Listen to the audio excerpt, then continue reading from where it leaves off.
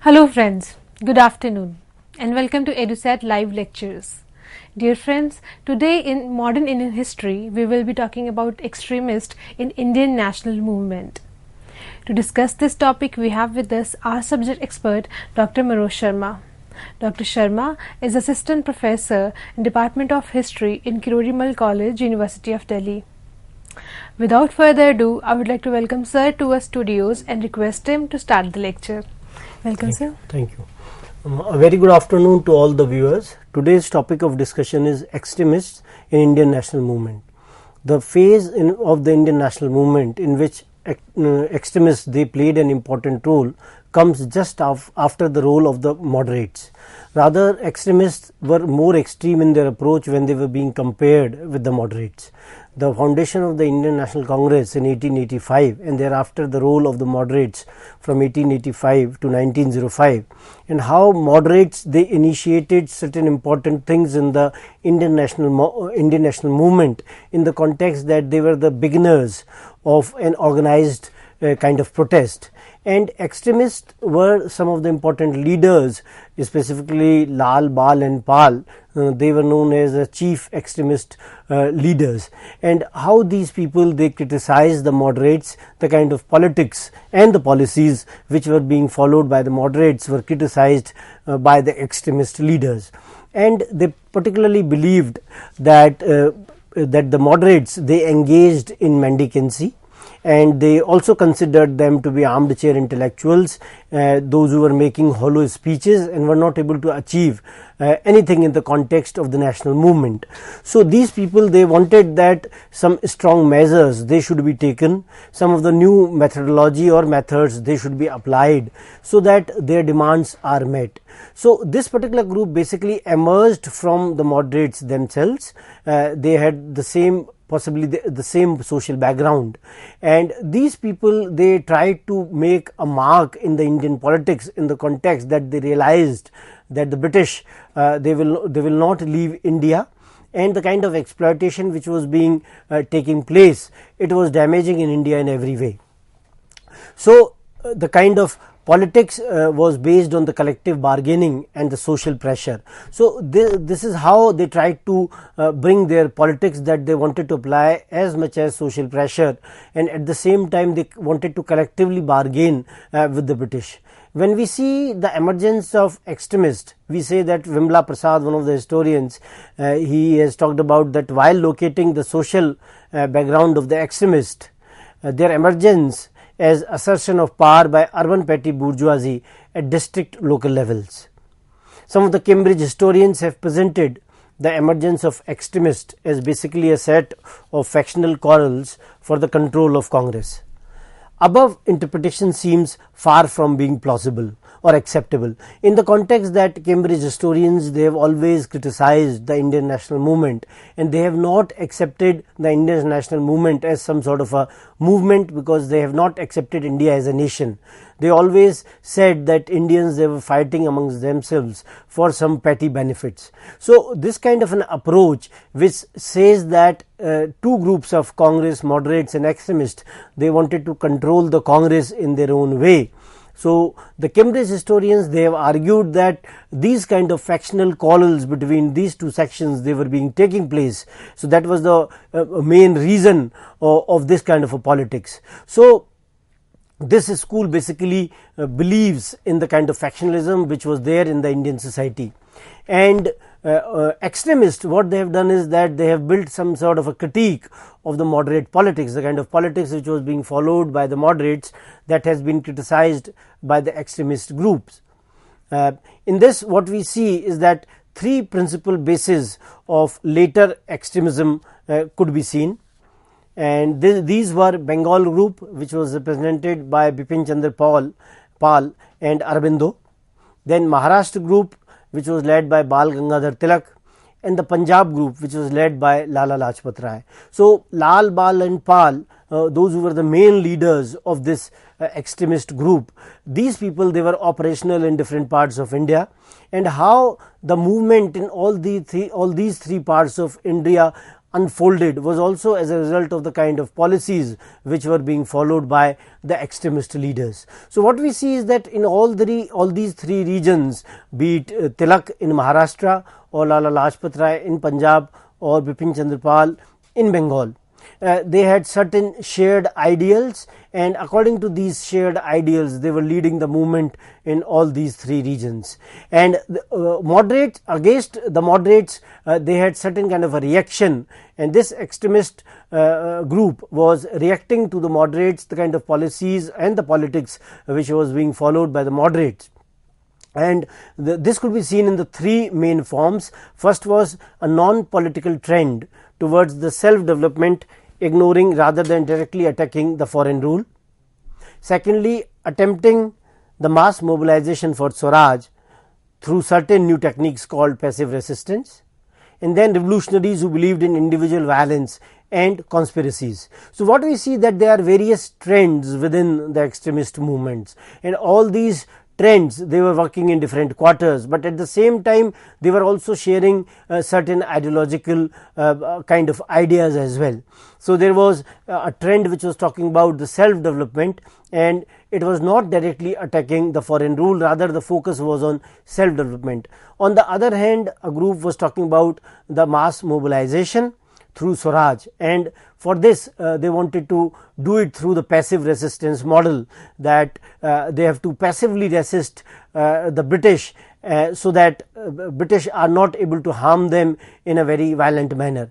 And at the same time, revolutionaries, those who believed in the individual cult of violence, and they also indulged in certain conspiracies so as to dislodge the colonial rule. When we see the kind of causes for the rise of extremism, when we see that the true nature of the colonial rule became exposed to the Indian masses, and how Dadabhai Naoroji, through the drain of wealth theory, exposed the nature of the colonial rule, and how India's misery and impoverishment was as a result of the colonial rule of the British. Then the reaction against the rising westernization. The writings of Bankim Chandra Chatterjee, then Vivekanand and Swami Dayanand appealed to them, and they drew inspiration from Indian spiritual heritage. So what we see is that extremists, on the one hand, they realized the true nature of the colonial rule and the kind of exploitation which was taking place because of the colonial rule, and on the other hand they also realized that the rising westernization will cause some kind of a threat to them in some way, that how Indian spiritual heritage was comparatively more superior to the British thinking or the British ideas, and they realized that if they will follow the British traditions, if they will follow the British ideas, then India is not going to prosper, rather the decline or disintegration of the Indians will take place. So both the things, one, the true nature of the colonial rule was realized by them, and for this they tried to create as much as awareness among the masses by telling them about the drain of wealth which was taking place from India to Britain, how Indian goods, how Indian money was being exported from India to Britain, and because of which how it was leading to the economic degeneration and the decline in the context of the handicraft industry in India. So all this was exposed to the Indian masses, and Indian masses could realize that how they have to make efforts to throw off the colonial rule. Then the rising westernization was also a great threat to the Indians, that British, they always suggested that they were more superior in nature, their ideas were comparatively more superior to the Indians, and if Indians will not realize that their ideas were more superior than the British ideas, their language was more prosperous than the English language, which was considered to be the language of the workers until 13th 14th century, and India had rich cultural traditions of language and literature. So these kind of ideas, they were again propagated by some of the thinkers, and when these thinkers brought out these kind of ideas, then it was realized by the masses that they should not feel inferior in any way because of the kind of oppressive rule of the British.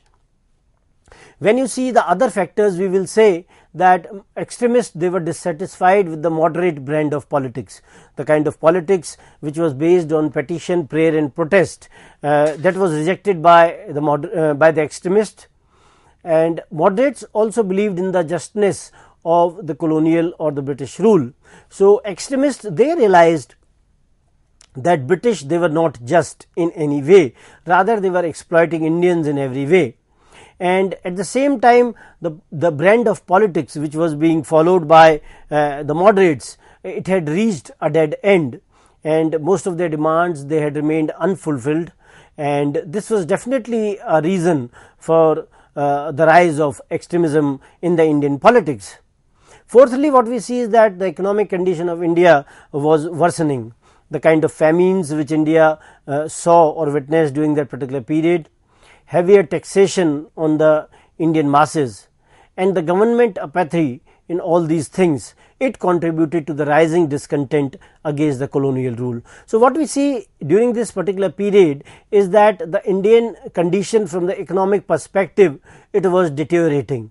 And when you find that a number of famines in the 19th century, and then you have in 20th century the number of famines, they continue, and because of the famines, impoverishment of the Indians and malnourishment of the Indians was taking place, and British, they were not at all concerned about such kind of a scenario in which Indians, they were suffering at the hands of the British. Then they continued with their heavier taxation. A large amount of money was collected in the form of taxes.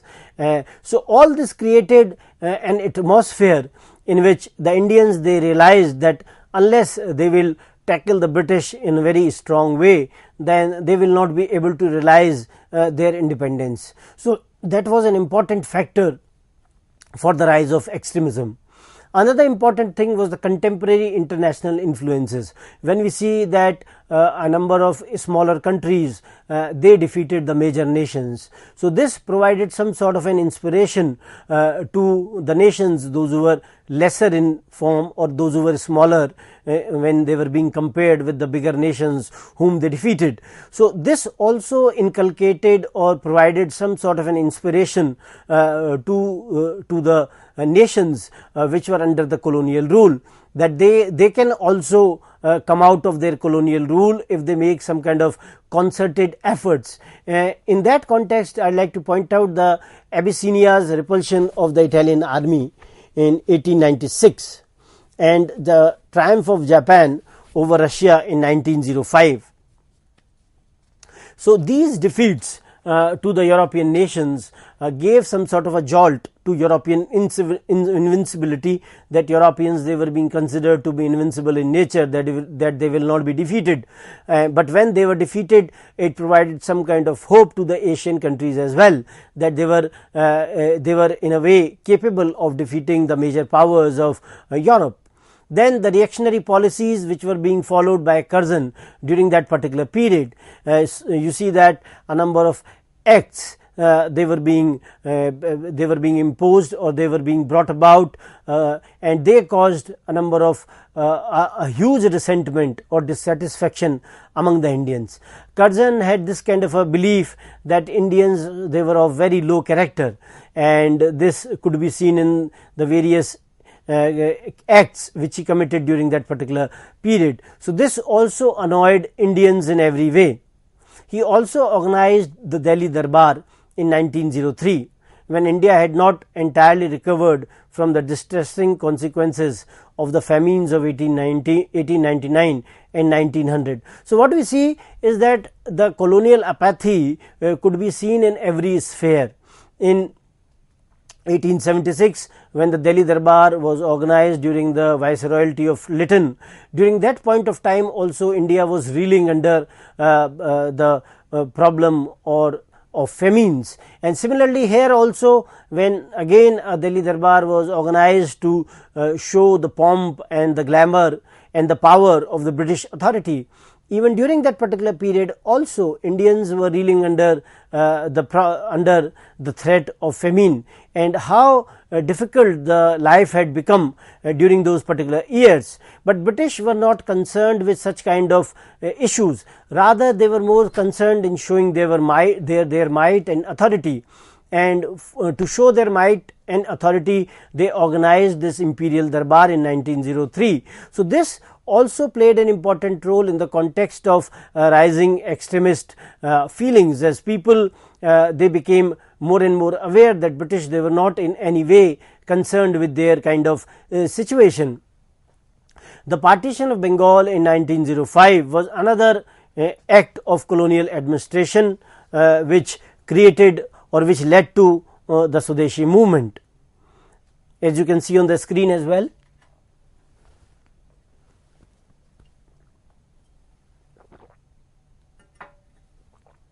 The program of action of extremist was advocacy of the boycott of foreign commodities, use of Swadeshi products, emphasis on national education and passive resistance.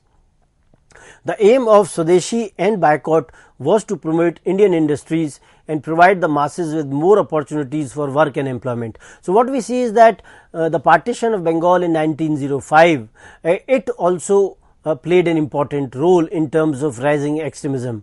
The way partition of Bengal was done, it was totally distressful for the Indians, and at the same time they also realized that the motive of partition of Bengal was to weaken the national movement in Bengal.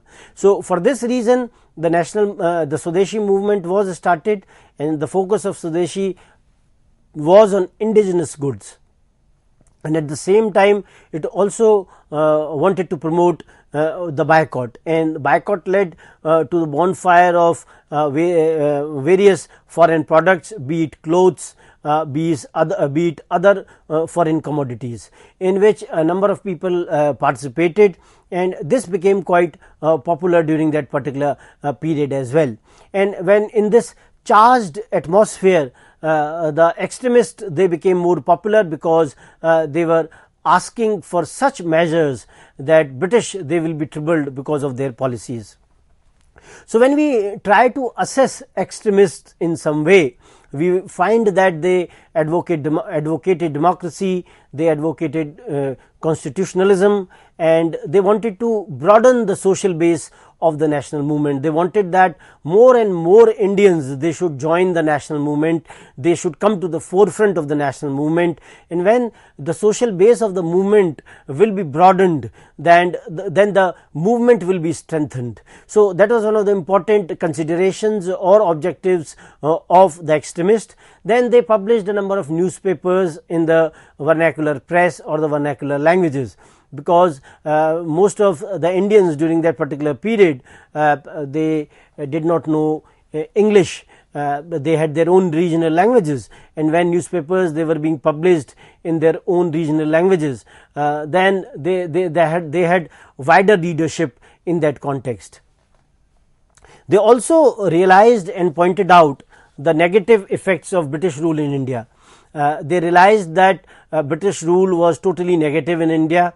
They realized that the kind of measures and the policies which were being followed by the British in India were not in any way beneficial to the Indians. Rather, their policies were creating some kind of a situation from the economic perspective, that a number of famines and a lot of poverty could be seen in India.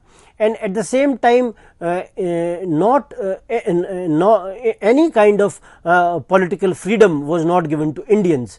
Rather, British wanted to maintain their stranglehold over the Indians in every way, and they did not want to provide any kind of rights to the Indians. So from that perspective, extremists, they advocated all the democratic measures, and they wanted that through the constitutional means, India should be able to achieve its objective of promoting democracy in India. And at the same time, focusing on the newspapers will in a way provide them an opportunity to share their ideas. When their ideas will go to the vernacular press, more and more people will read those ideas and will become aware of the principles and the ideals of the national movement. So, this was one of the important strategies, that how the vernacular press will create some kind of consciousness among the masses, because when these kind of ideas of the national leaders, they will be reported in the vernacular press, then then the people will become aware, and when they will become aware, then they will also join the movement as well. The extremists, they have been criticized on a number of grounds. For example, for their excessive glorification of the ancient heritage, they have been criticized. At the same time, the conscious deification of nation, where they considered nation as a deity, and nation became some sort of a god. The concept of motherhood was also popularized through religious rhetoric. Vande Mataram, which was a pure Bengali slogan, was converted into Sanskrit. It was nothing but another form of goddess Durga. So, what we see is that there were a number of critics of the policies of the extremists as well, and they say that they excessively glorified the ancient heritage of India, and they wanted to in a way make nation some sort of a deity. Nation was shown as some sort of a god, and the concept of motherhood was also popularized, that nation was seen as some sort of a mother. So, it was a mother earth or mother goddess who was being reincarnated in some reincarnation has taken place in the way of the nation. So, all these kind of things, they were being or these kind of ideas, they were being criticized by the people, those who did not adhere to the policies and the programs of the extremists. And what we also see is that there was a pure Sanskrit slogan or Bengali slogan, which was being converted into Sanskrit, Vande Mataram, and Vande Mataram was also related to the another form of goddess Durga. So, all these kind of ideas, they had some kind of religious underpinnings as well, and because of which some of the critics, they have pointed out that some other communities, they could not join the movement in the way they should have. I would like to talk about Bal Gangadhar Tilak in this framework, that he was the most important, the extremist leader, and the kind of development he was talking about of the patriotic cum historical cult as a central symbol of nationalism. He was also associated with anti-cow killing association. He introduced the Ganesh festival and Shivaji festival, and this presented him as a leader of Hindu orthodoxy and Hindu nationalism. Tilak's resistance to age of consent bill, which aimed to increase age of consummation of marriage for girls from 10 to 12 years, was also criticized. He said that Swaraj is my birthright and I shall have it. So, what Bal Gangadhar Tilak contributed from the extremist point of view was immense. The kind of contribution he made to the extremist cause and to the cause of the national movement was realized by the later leaders as well. But many of the things, the critics, they have argued that many of the things which he initiated in the form of Ganesh and the Shivaji festivals alienated some of the sections of the society, though he might not have that kind of intention where he wanted to alienate other sections of the society. He wanted to bring those kind of cultural symbols to the forefront, so that more and more people, they should join the national movement. So, that might have been the kind of idea which Tilak had, and he was able to bring a number of masses to these kind of festivals, cultural festivals, which were associated with Shivaji, which were associated with Ganesh, and how these people, when they joined these festivals, some kind of bonhomie, some kind of idea of unity came to these people when they came in large numbers. The critics of extremists have also criticized them as revivalist and obscurantist in nature. They say that two important fallouts took place because of their policies, that it alienated a number of Muslims who did not want to see a nation as God. Secondly, support to social introspection became obsolete, as past Indian society was shown to be superior in science. And India, in ancient India, was shown to be far superior to that available in Western world in modern times. So what we see is that when there was a lot of focus on Indian technology, it was being argued that Indian technology in ancient times was far more superior to the technology which was available in the modern times, and they argued that ancient India was far more developed when you see the modern world of the Western nations. So all these kind of ideas where they became more and more revivalist in nature. They did not want to look into the problems of the Indian society which had crept in over a period of time. So that was being criticized by their critics, that they should have been more progressive, they should have been more forward looking, rather they were looking back to see the Indian heritage in the past times. So they wanted to derive some kind of inspiration from the Indian heritage in that context, and that was one of the reasons that the extremists, they were being criticized by their critics. Moreover, they were considered to be more emotional in nature. There was a lot of some sort of an excessive emotionalism in their fiery speeches, and at the same time what we see is that both moderates as well as extremists, they suffered from the same class constraints, and hence their influence as far as evaluation of outcome is concerned was not very plausible. So both the moderates as well as the extremists, they came from the same social background, and when they came from the same social background, they have similar kind of ideas in their minds. But extremists, they were comparatively more extreme in their approach in terms of achieving their objectives. When you see the other leaders like Lala Lajpat Rai and Bipin Chandra Pal, they also talked about the Hindu nation and safeguarding the Hindu interest at political levels.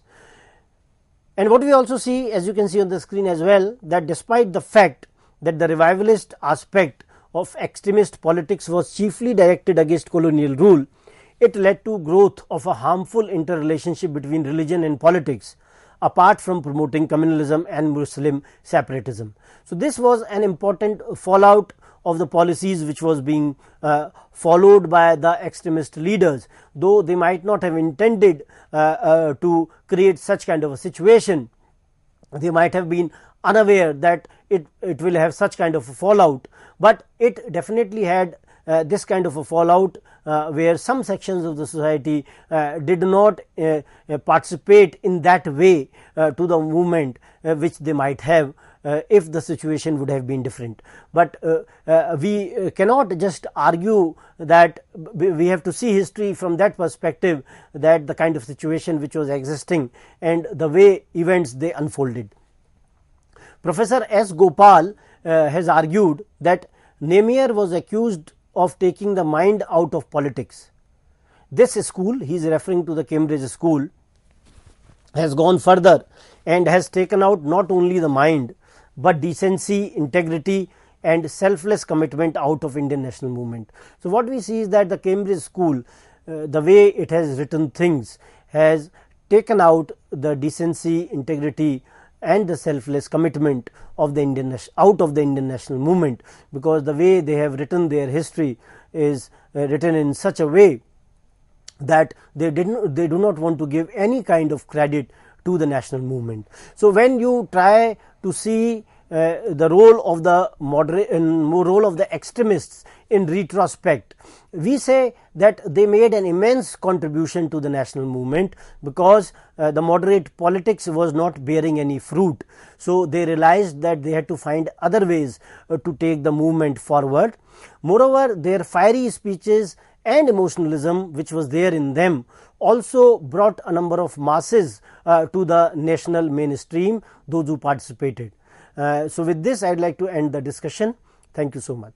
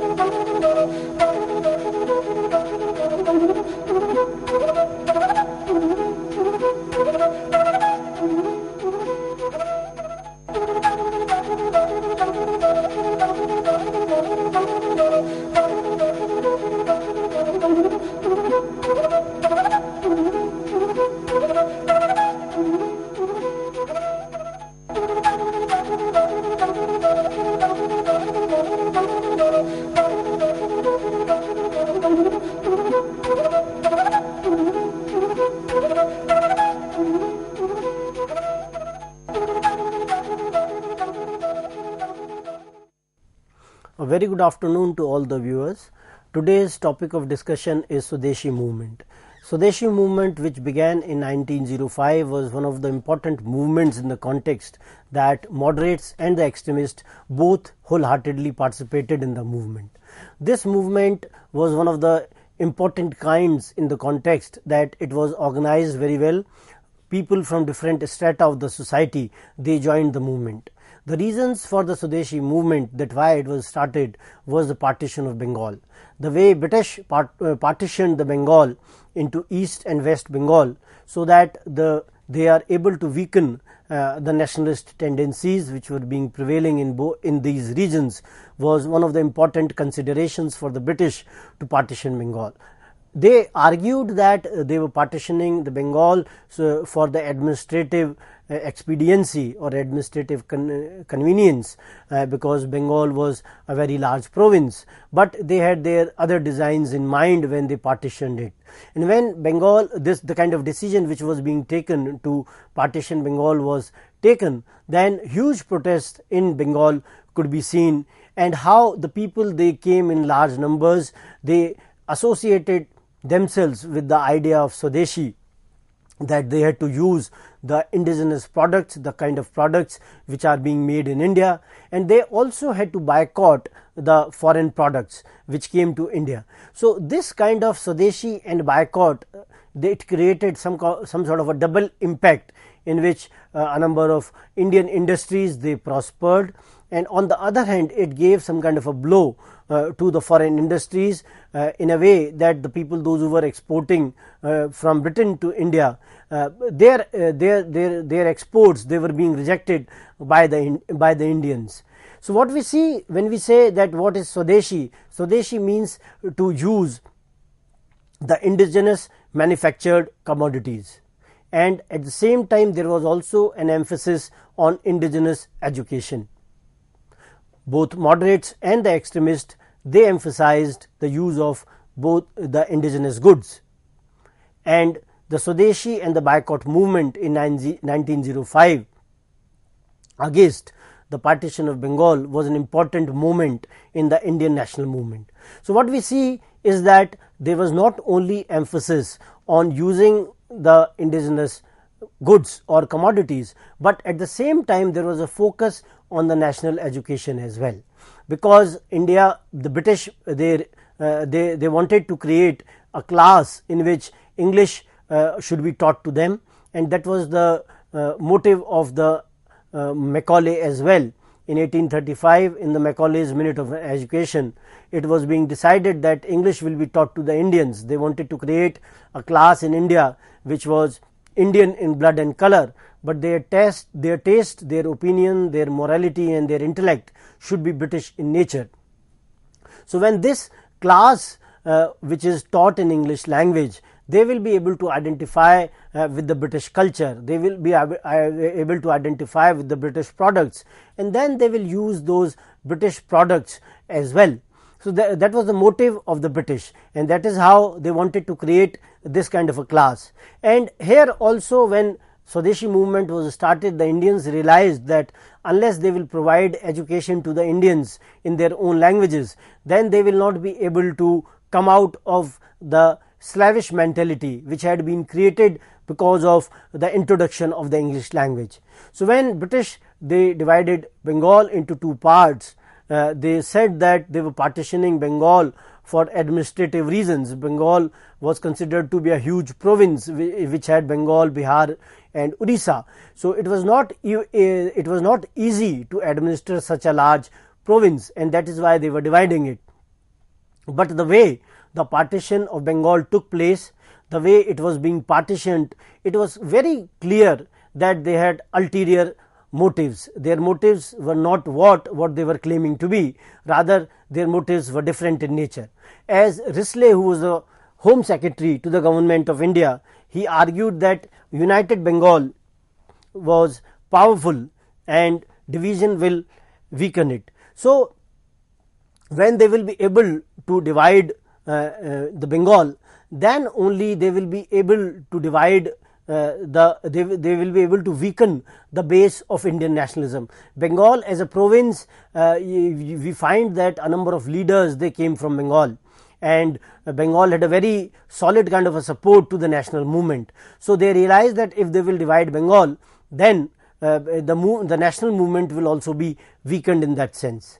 And they argued that if they will divide Bengal in such a way that you have majority of Muslims in eastern Bengal and majority of Hindus in the western Bengal, then they will also be able to create the communal tension in these regions, because both Muslims and Hindus, they had fought shoulder to shoulder in the revolt of 1857, and they became a threat to the British in that sense. So the British realized that if they will be able to divide Indians on the basis of the religion, then they will be able to achieve their objective as well, and they will be able to in a way promote the communal tensions in India. And if you see that how Bengal was divided, in which that in the eastern Bengal majority of the Muslim population was there, and in the western Bengal a majority of Hindu population was there. As you can see the kind of data which is there, that how the kind of population which was there, it is given in terms of data, and how it was being divided as well, that the aim of the division was on the basis of religion. And Lord Curzon, who was the Governor General and Viceroy during that particular period, he argued that Dhaka could be the capital of the new Muslim majority province, and data is also given that how large number of Muslims will be there in Dhaka and lesser number of Muslims will be there in the western part of Bengal. So this was the kind of objective in which the things they were being designed, and it was also being realized by the Indians. And when they initiated the Swadeshi movement, they clamored for unity. The ideas of Raksha Bandhan, in which Hindus and Muslims, they will tie rakhis on each other's hands to show their solidarity, was also being mooted, or it was also being practiced during that particular period. The concept of Atma Shakti, or self confidence, self reliance, was also talked about, which could be achieved through using the Swadeshi products. So all these kind of ideas, they were being discussed during the Swadeshi movement.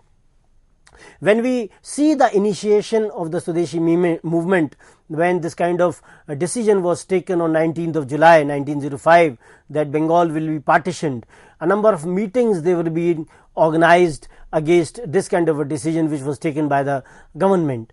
And this official declaration of the movement then took place on 7th August 1905. And on this very same date, in the very same meeting which was organized in the town hall, famous boycott resolution was also passed. September 1st, 1905, government declared partition will come into effect on 16th October 1905. 16th October 1905 was announced as a day of mourning throughout Bengal, and it was also observed as Arandhan, that the cooking will not take place, they will not make food. It was some sort of a symbol of mourning. Then observance of Raksha Bandhan, tying rakhis, sign of brotherhood and unity of the two Bengals, Eastern Bengal and the Western Bengal. So what we see in the Swadeshi movement, Swadeshi became some sort of a watchword.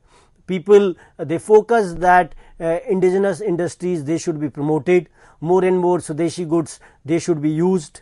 They should boycott the foreign products in the form of cloth, foreign products in the form of foreign liquor, foreign products in the form of foreign sugar, or any other commodities. They should be rejected in every way, and they should be boycotted. Huge bonfires of all these foreign products, they could be seen during this particular period. And at the same time, what was also happening is that a number of Indian industries, they were also being established. Bengal Chemicals, for examples, Calcutta Potteries, all these kind of industries, they were also being opened during that particular period. Then organization of the Swadeshi fairs, which were selling the indigenous goods, that was also being taken care of. Then production units of matchboxes, soaps, oil mills, they were also being opened, and charkha became a symbol of concern for the masses in the context of economic self-sufficiency. Huge bonfires or burning of foreign cloth was also being undertaken. So, what we see during this particular period, that charkha or khadi, it became a symbol of the concern of economic self-sufficiency during that particular period, and more people, they were being asked to follow the principle in which they should use charkha for themselves, so that they can produce their own cloth. So, the focus was on economic self-sufficiency, and later this was also used by Mahatma Gandhi very successfully in the national movement as well. In the context of boycott, what we see is that picketing of shops, various shops in which a huge number of women, they also participated, could also be seen. Then the focus was on not joining the British educational institutions, rather starting the own or the indigenous educational institutions. Carlisle circular was issued by the British, and it threatened the students, picketers, to desist from any activity, otherwise they will not be provided any kind of grant by the British. A number of schools and colleges, they were being boycotted. All the government schools which were being run by the British, they were being boycotted by the Indians. And Indians, they established a number of institutes, Bengal Technical Institute for example, or Bengal National College and School, they were being opened, and a number of primary and the secondary schools in numerous parts of India, they were being established by the national leaders during this particular movement. So, what we see is that there was some kind of an effervescence, some kind of hope within the masses, and some kind of a political activity which was taking place, which was giving some kind of thrust to the national movement, and the focus was on indigenous aspects, the focus was on things which were being produced in India, and they wanted that the foreign products or the foreign education which was being provided to them in the English education, that should be rejected by the Indians.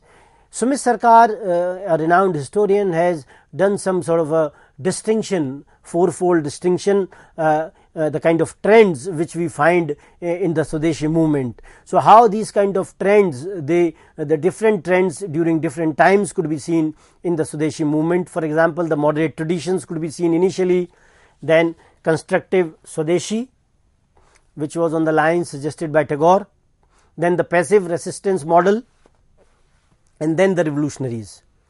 Sumit Sarkar has assigned a sovereign role to ideology in explaining the dynamics of the conflict within the Swadeshi movement and as a binding force. So, what we see is that all these kind of trends could be seen in the Swadeshi movement, and at the same time the role of ideology was very important, as has been argued by Sumit Sarkar.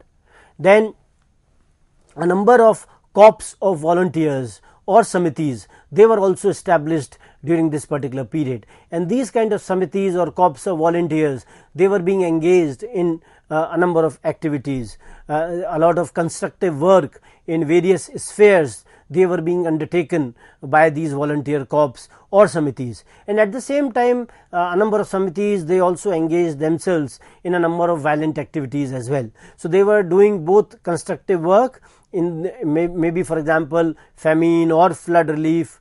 At the same time they were also engaged in disseminating the ideals of the Swadeshi movement, that why that movement was launched, why it was very important that movement should succeed, and why and how the British were some sort of a threat to the Indians in every way. So, all these kind of things, they were being undertaken by the volunteer corps, and some of the samitis, for example Swadesh Bandhav Samiti, Anti-Circular Society, Anushilan, etc., they were there, and how they were propagating the ideas of Swadeshi in boycott.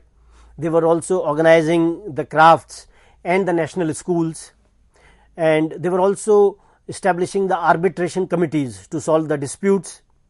They were also promoting the folk musicians and artists to perform on the Swadeshi theme in regional dialects. So, what we see is that a number of artists, they were also associating themselves with this kind of movements in art and culture. Jatra, for example, was one of the important forms in Bengal of the folk theatre. So they were also utilizing the folk theatre, that how a folk theatre in which the masses, they were able to identify with the performers, because the performers were also belonged to that community.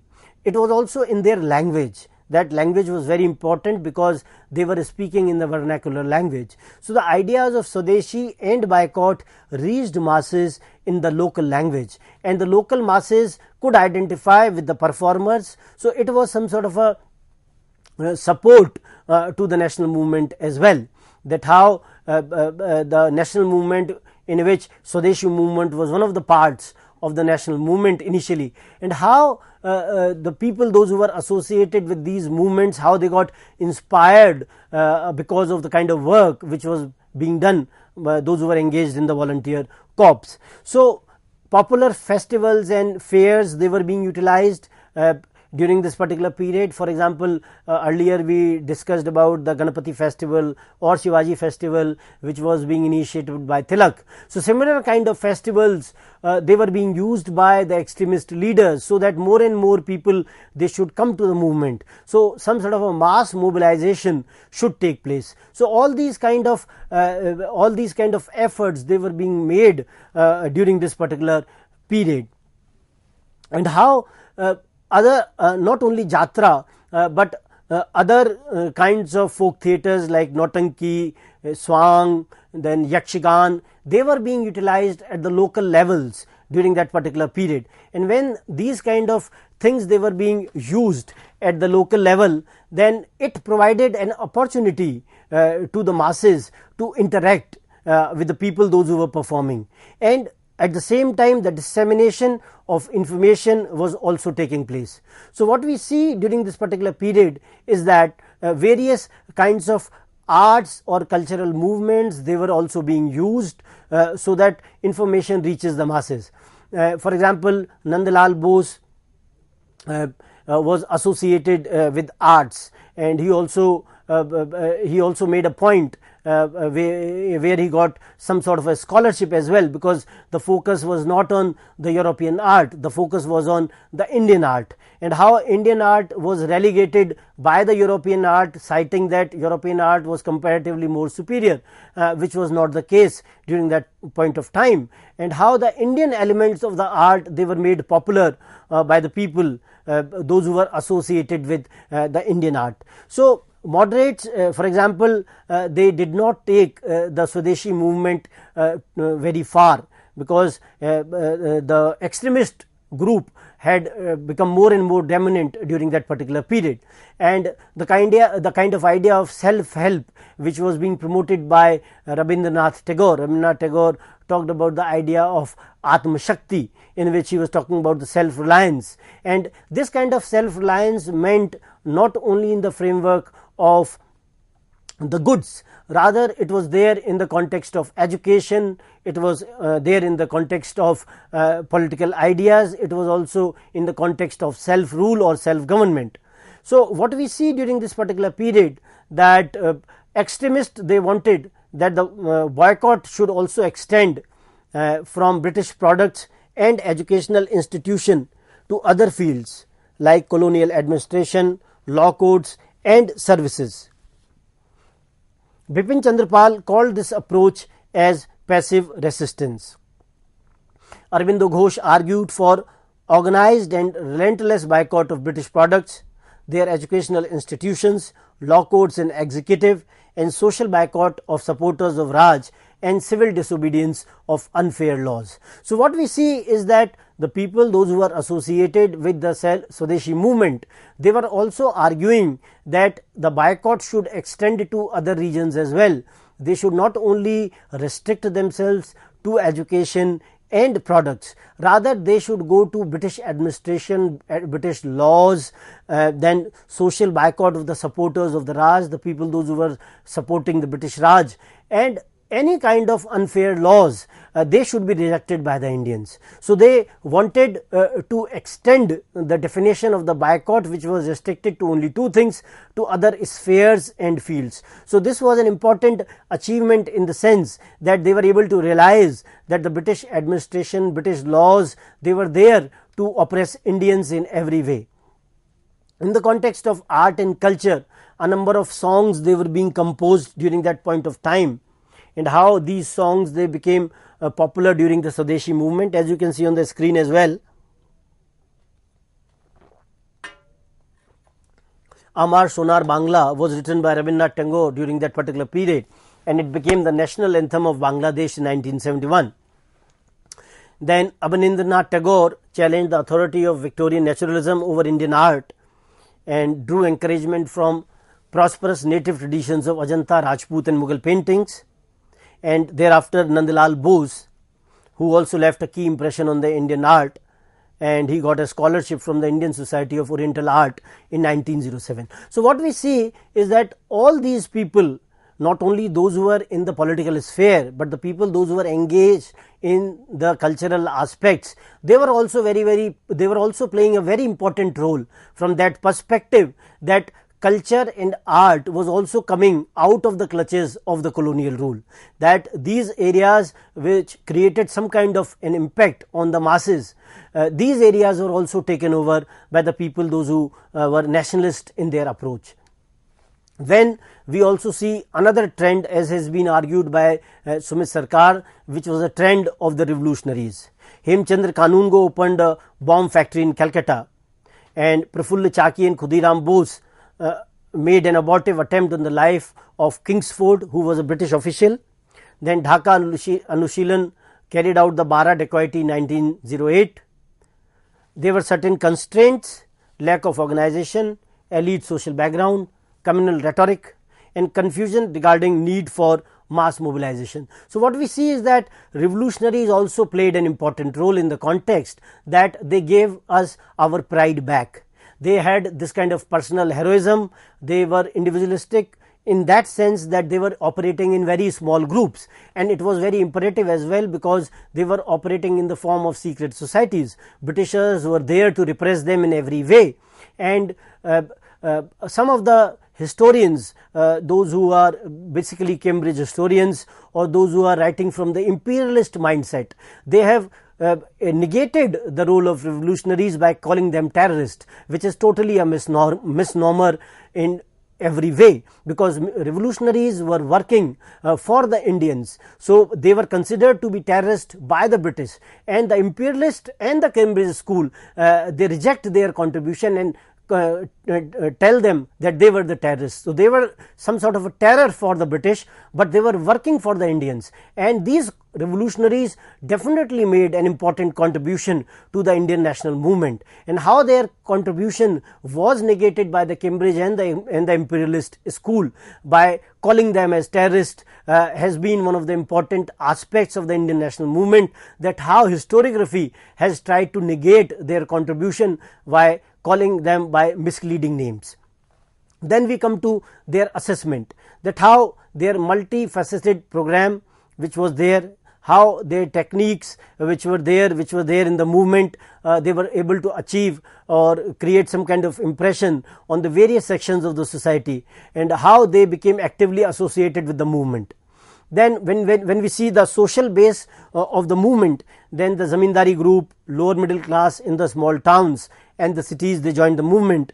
Then school and college students and women who actively participated in the picketing and the demonstrations. So we see that their support base increased a bit.